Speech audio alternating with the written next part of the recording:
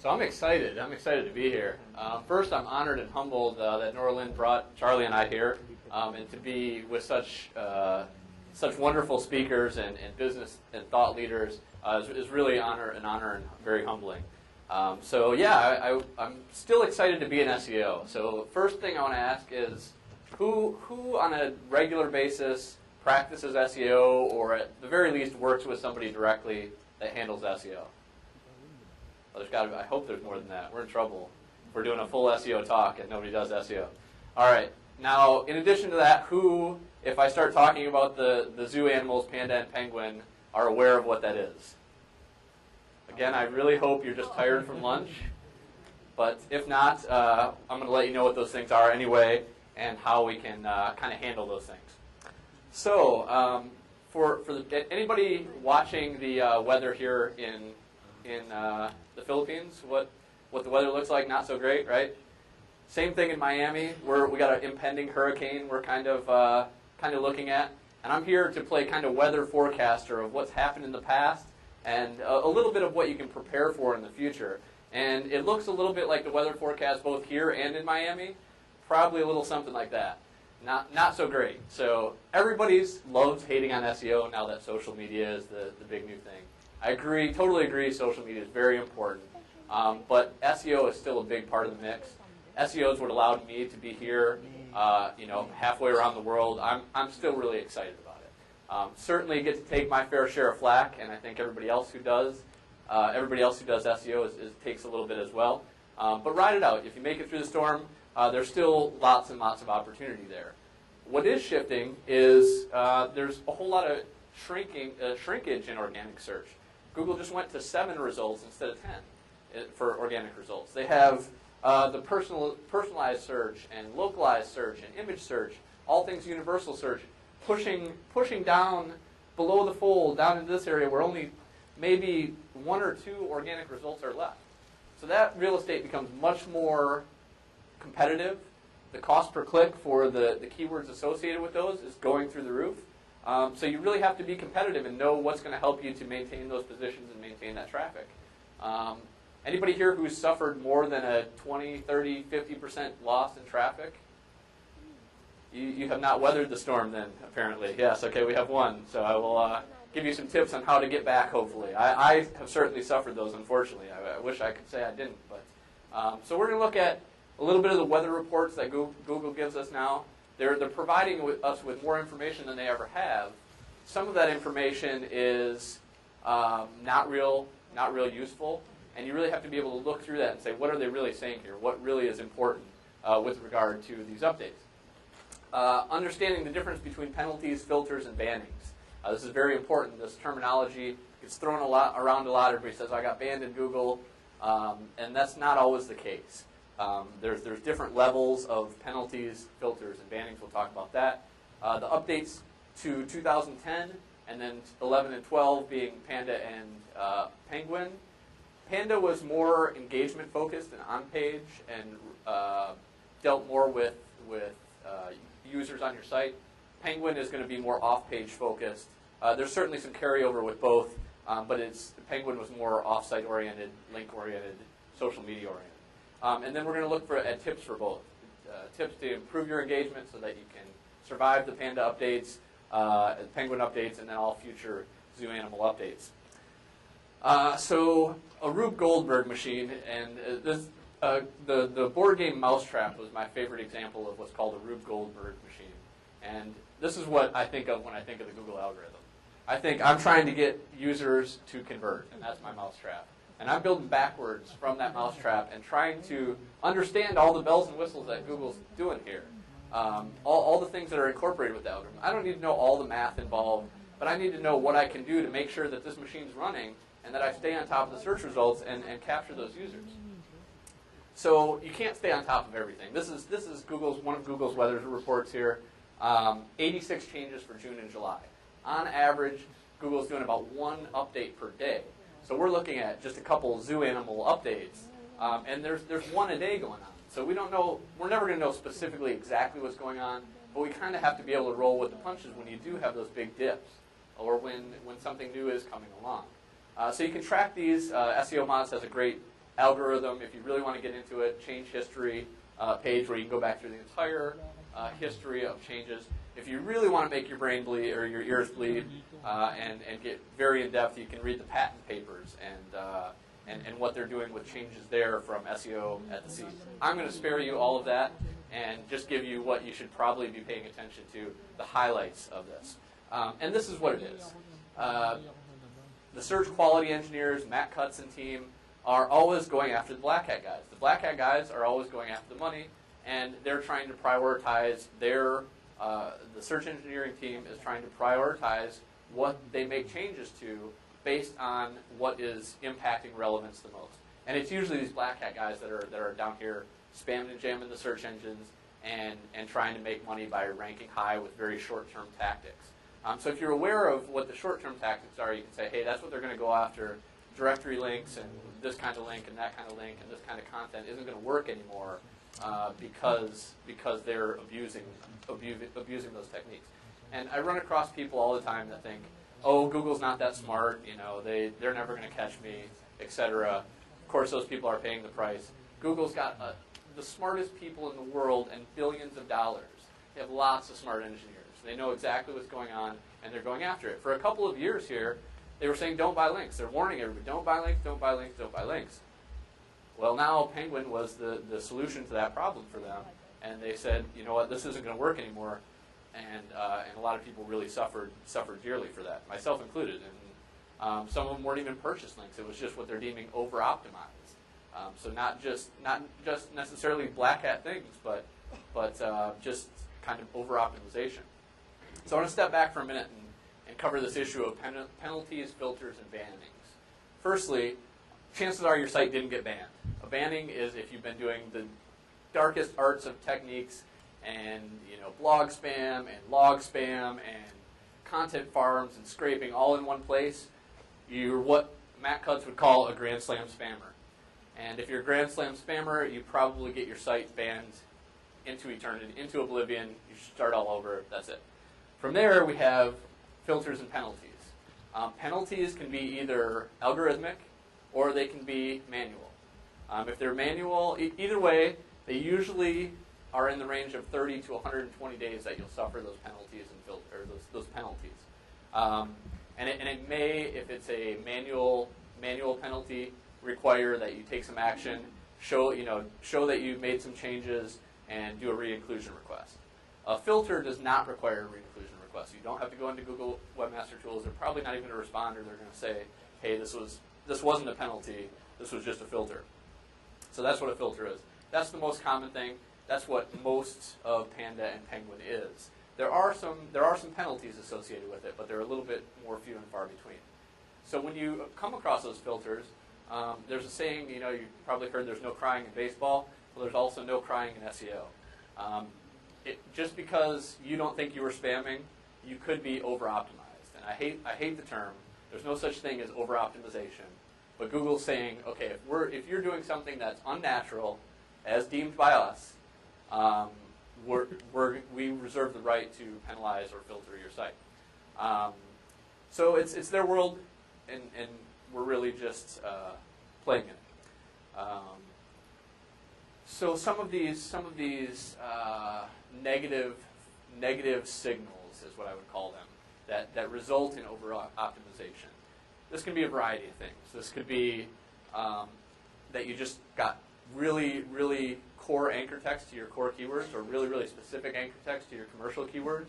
This could be that you only got links from really high-profile sites and don't have that natural link distribution. We'll look at all these things a little bit in the Penguin section and how you can identify and remedy some of these problems. But just because you're not an all-out spammer doesn't mean that you're not over-optimized, and you really need to kind of dial it back. Panda and Penguin have showed SEOs that, hey, we can't be this aggressive because we're going to suffer the consequences here. So, like I said, it's their world. We're just kind of living in it. We're playing in it. And you have to be aware of their terms of service, their guidelines, and know that just because I'm not necessarily doing some of these things, I still may be over-optimized. So some of the game changers, you don't have to worry about every every algorithm change. There's one a day. There's no way that you're going to keep up with the algorithm all the time. But that's why everybody does talk Panda and Penguin, because those are pretty much annual changes. There's a lot of things that went into those, but that's an annual change. That's a change that happened over the course of the year, and we're still looking at that and saying, hey, what was really going on there? And we've been doing that for years. These are some of the major changes since Google came along.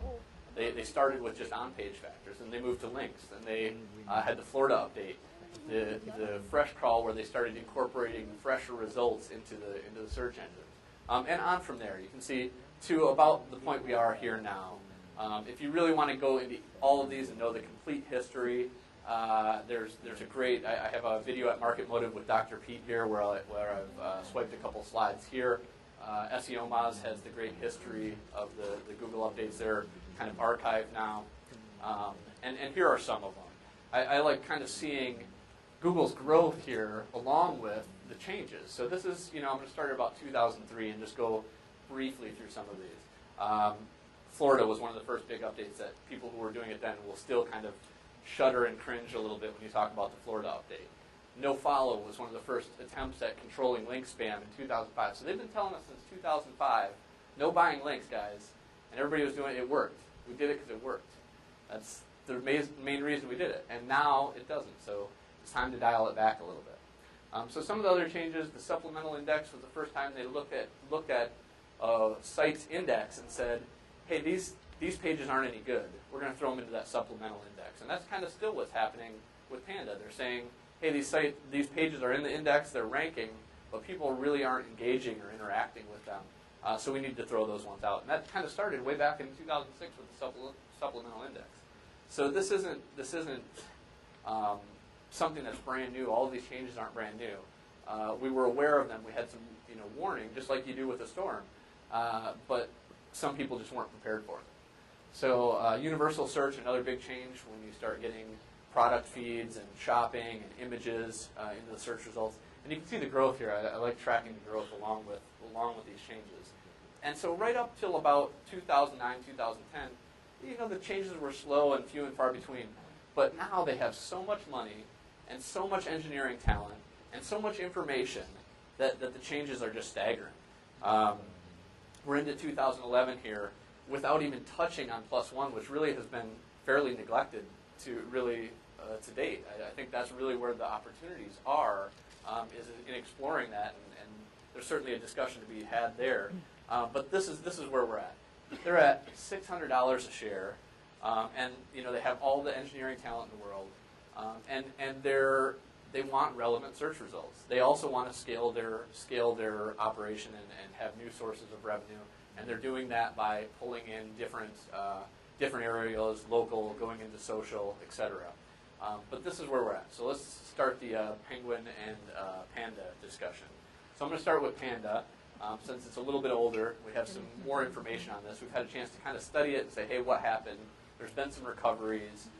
There's been people who survived that storm and kind of got through it, myself included. I had a site drop 80%, come back up, and then I'll show the results of that later and how that happened. So with Panda, I'm going to talk about two things, what I call a Simon score or a Panda score based on engagement metrics.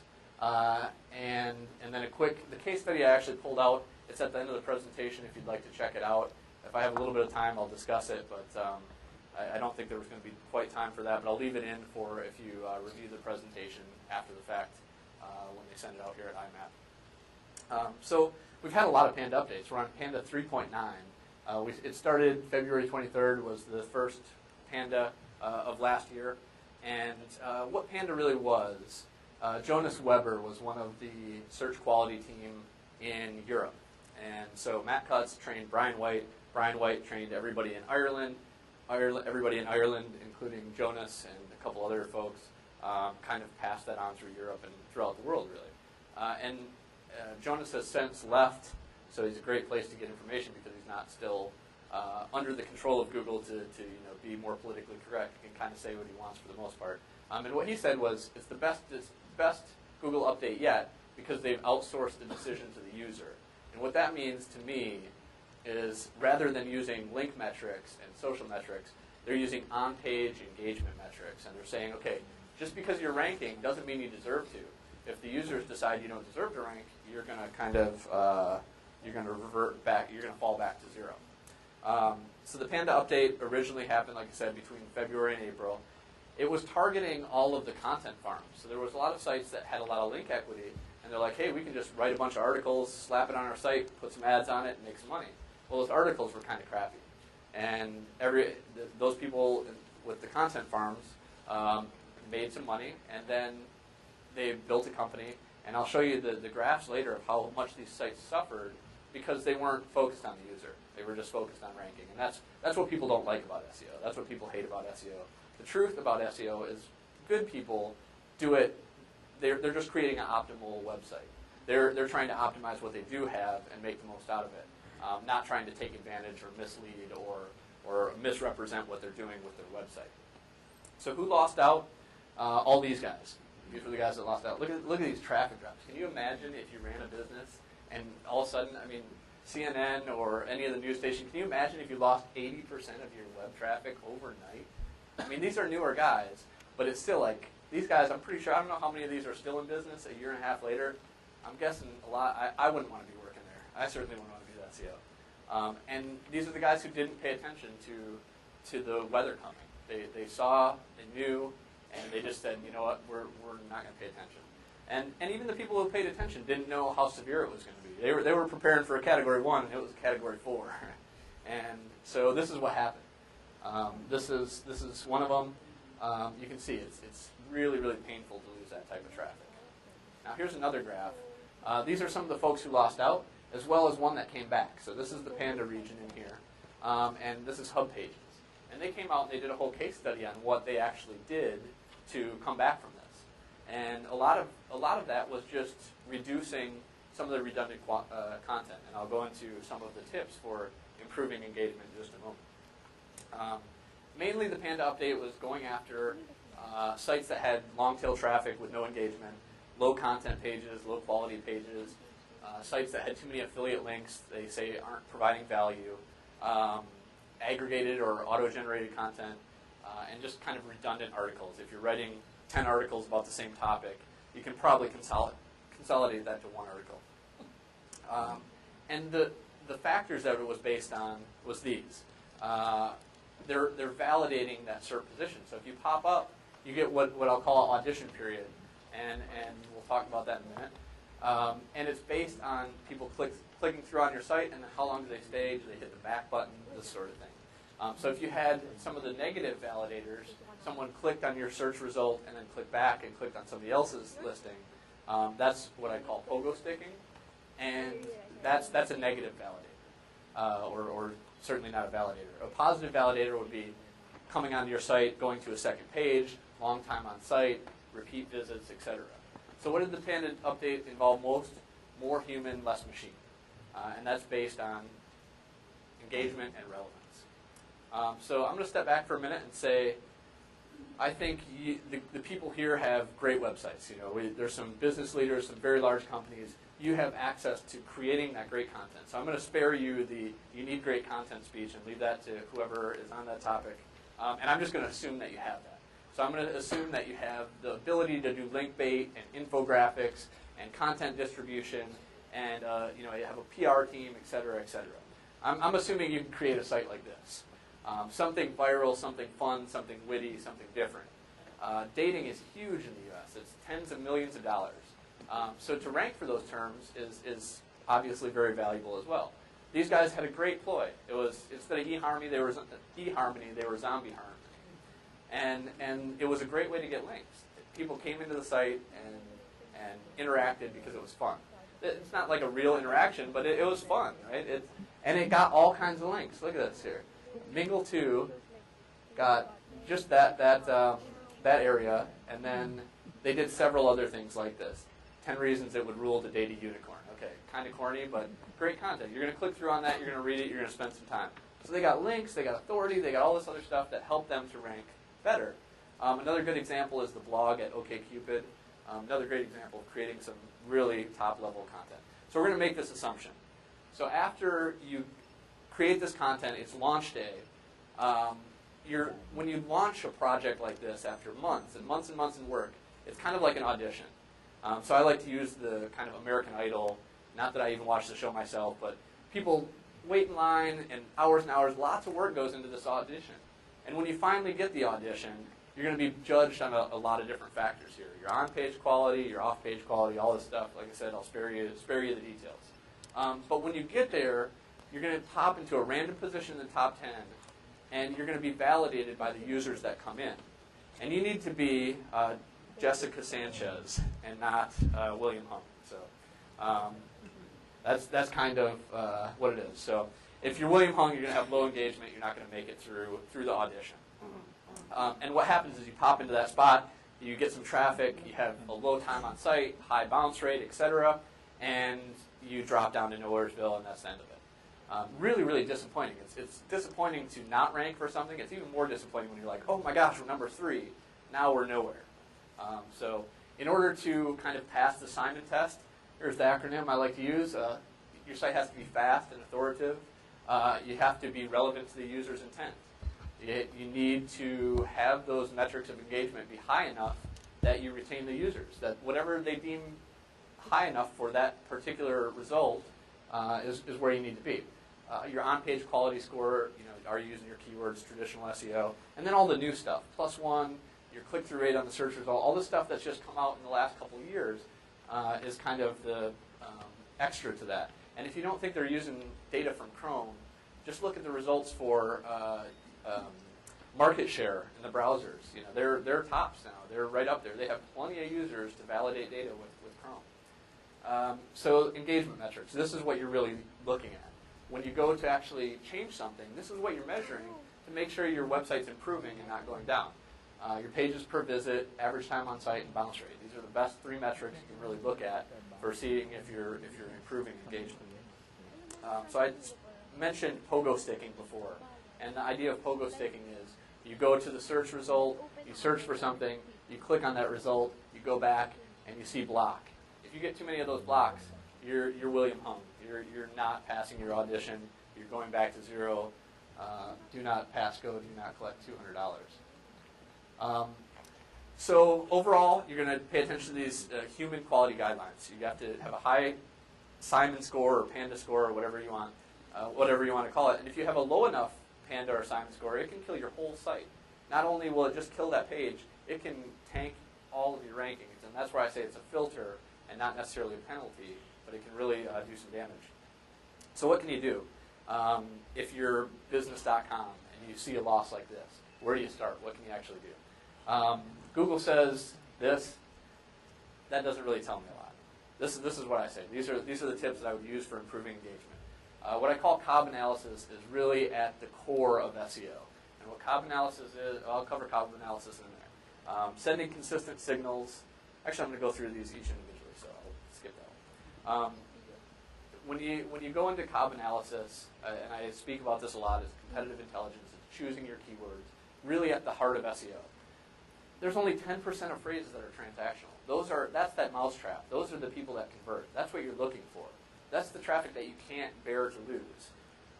Social media, I love social media. It's not going to rank you for Makati Real Estate. It's not going to rank you for best telecom company.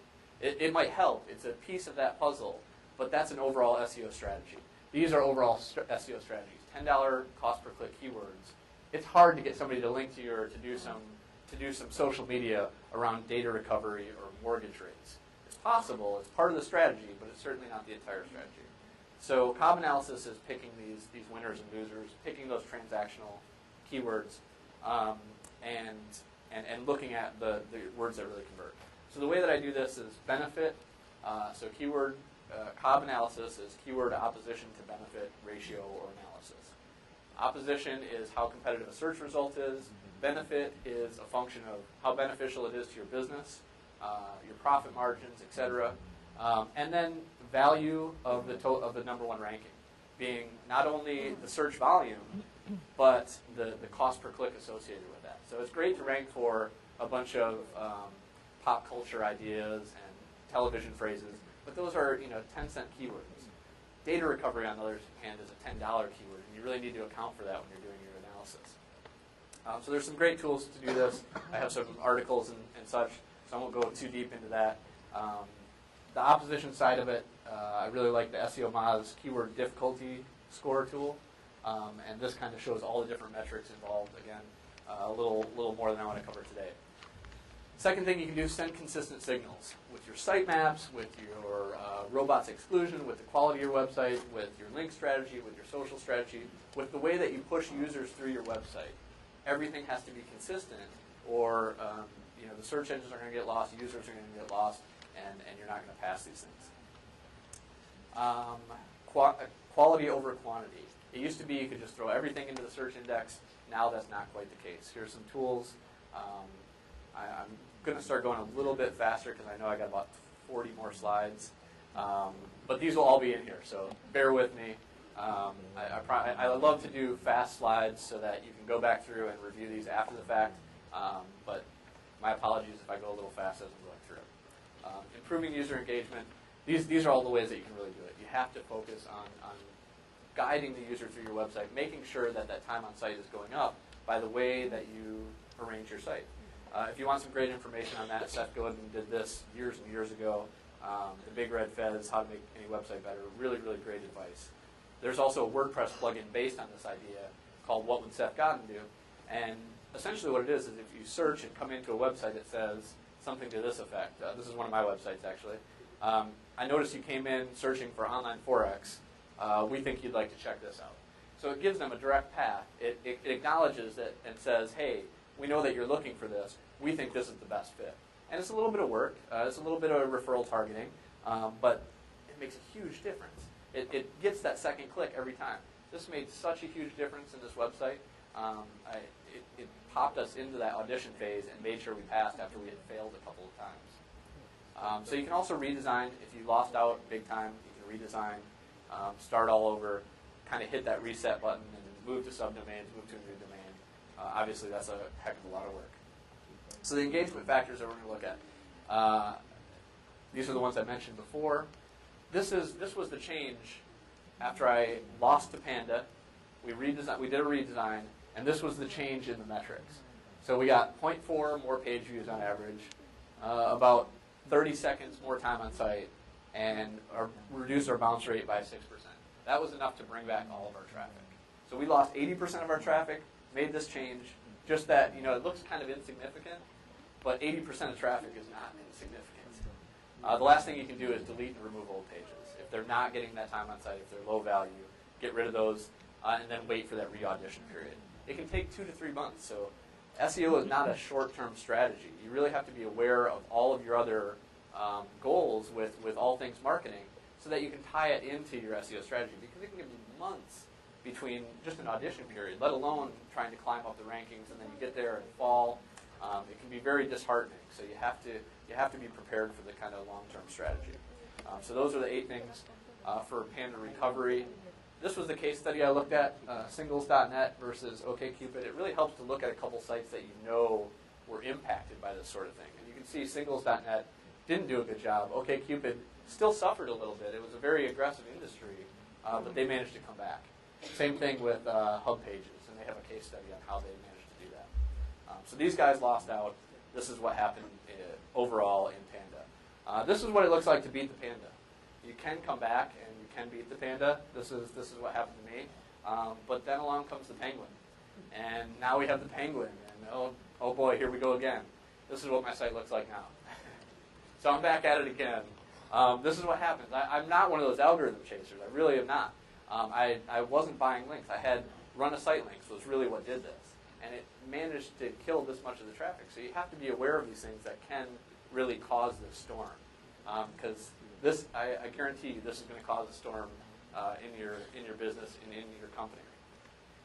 So the Penguin update, April 24th, May 25th were the first iterations. It was focused around, they kind of said, hey, it's all these black hat techniques.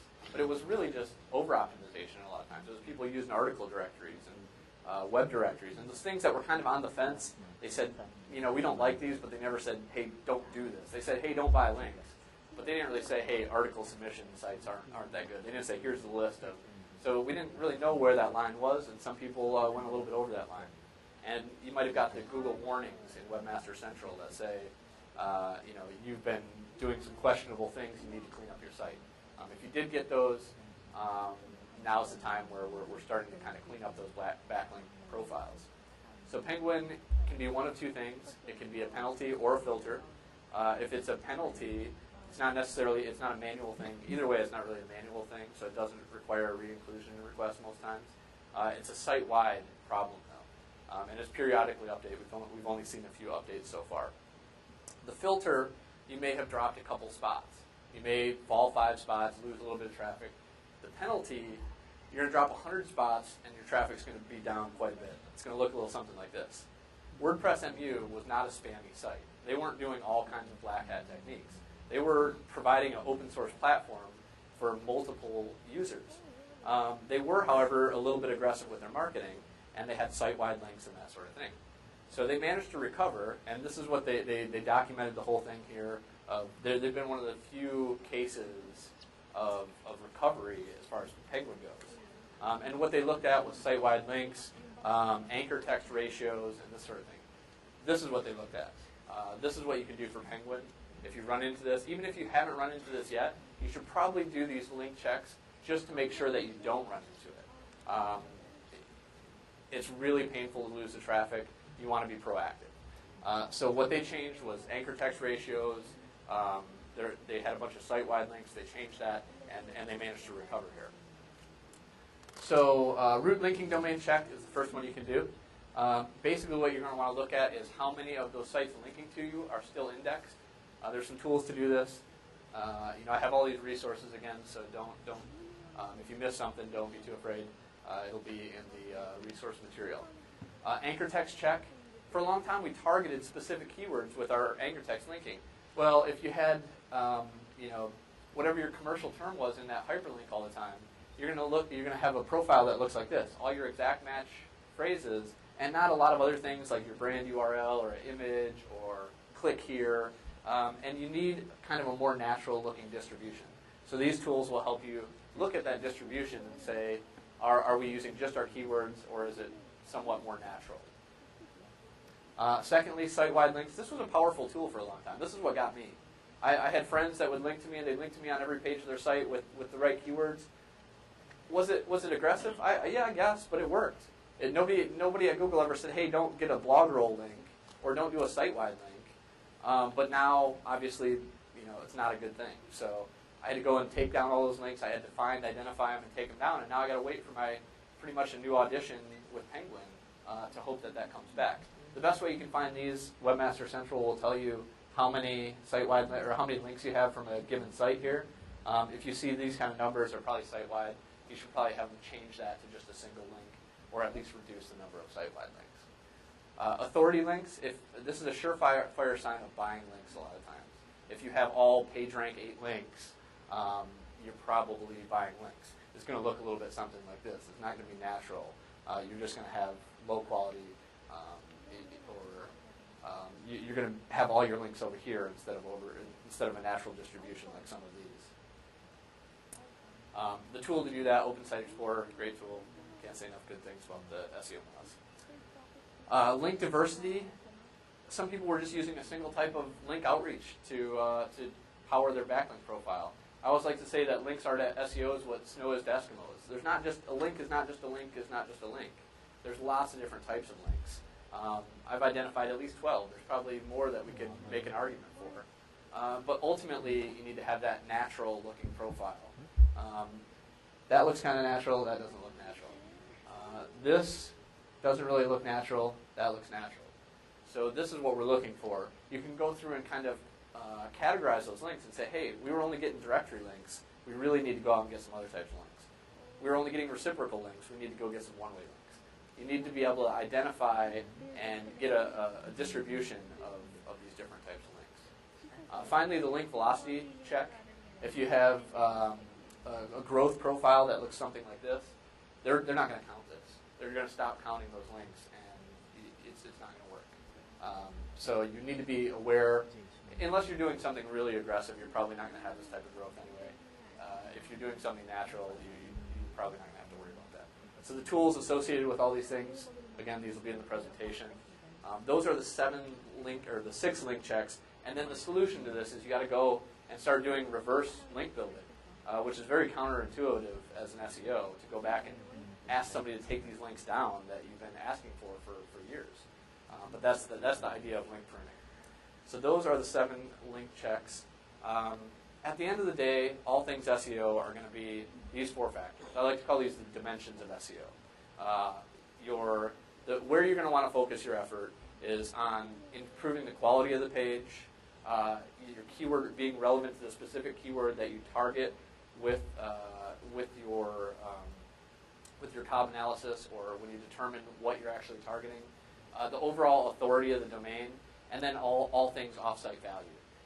To me, offsite value is social media. It is social mentions. It is links. It's all those things together. That's offsite value. So we covered the weather reports, penalties, filters, bannings, Panda and Penguin, and some hopefully tips for recovering from those or preventing those from ever happening to you.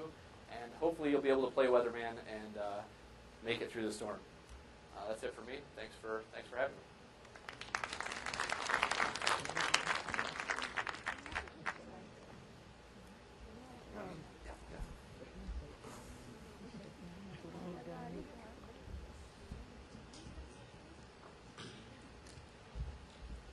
All right, thanks, Todd. We're opening the floor now for questions for Todd. We've got 4 mics here. 2 up there, 2 down there. Here we go. Hey Todd, how are you? So my name is Kartik. I'm going to be speaking tomorrow on mobile marketing and mobile search. And it's interesting. What's your take on social media optimization, the role of social in organic and paid search? Because I think more and more people are getting sort of enamored and they don't know how to go about it. Because the quality of ads you see on the right side of Facebook are frankly quite low. And so how do you tie social back to what your subject matter is? I'll always see marketing through the lens of an SEO, only because that's where I started. It doesn't mean I've only focused on organic search. So I think it always has to be an integrated marketing mix. It has to be all things kind of inbound marketing. And we've seen a lot of SEOs try to rebrand as something else. For me, I'll always be an SEO. I'm okay with the flack I take for being an SEO and the associations that it gets. But it has to be an integrated marketing platform. The team has to work together. With that in mind, SEO is the longest, is almost the longest timeline life cycle for any strategy. Social, you get almost immediate response. Paid, you get immediate response. So you need those 2 components to go into your SEO campaign. SEO is not just a flash in the pan, like we do this and it's fixed. You have to be able to predict the weather a little bit. You need those predictive indicators, and then you need the platforms of social media and paid search to power that. And if you're using social media and paid search and they're not communicating with the SEO team, it's really doing a disservice to everyone, because there's no way you're going to rank, or when you do, there's going to be mixed messages and that sort of thing. So I think it's absolutely necessary for everybody to kind of have the at least understanding of SEO, and for it to be a team effort. The people and the companies that succeed are the ones that do everything as an integrated campaign. Thank you. Any other questions? We got 2 mics up there, 1 here on the other side as well. I want to shoot a question, something really basic. I mean, not everybody's heavily into SEO, but what about for those who don't engage in it yet? They've got a pretty good site, they got pretty good traffic. They may be happy with the traffic they get because of their Facebook relationships, their Twitter relationships, or cross-media platform promotions. How would you convince them that how SEO is important and can really help spur growth? I think it's always a lot more easy in very competitive verticals. So in a place like, and I was trying to think of some phrases here, like I said, Makati real estate, for example. Social media is going to be a part of that, but to rank for something like that, there's some big players in something like that. And I'm sure there's plenty of other examples of that. There certainly is in the U.S., credit cards, travel, etc.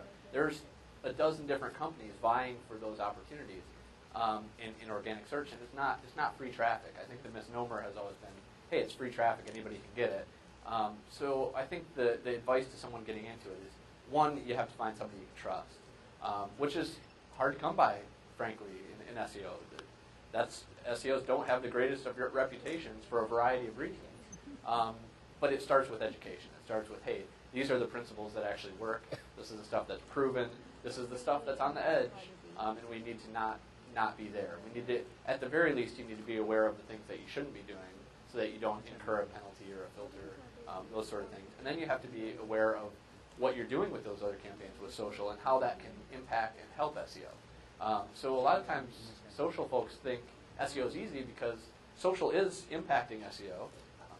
You're getting traffic from SEO, and they're like, well, we're just doing social, and why do we need the SEO, the SEO team? Which is true in some cases. Sometimes you don't need the SEO. In the competitive verticals is where you need it, because it's a very long-term strategy, and because you have lots of players competing for that, and because social and paid are only going to be a small portion of that overall that overall integrated package to rank for something competitively for a long time. I mean, it was brought up earlier as well.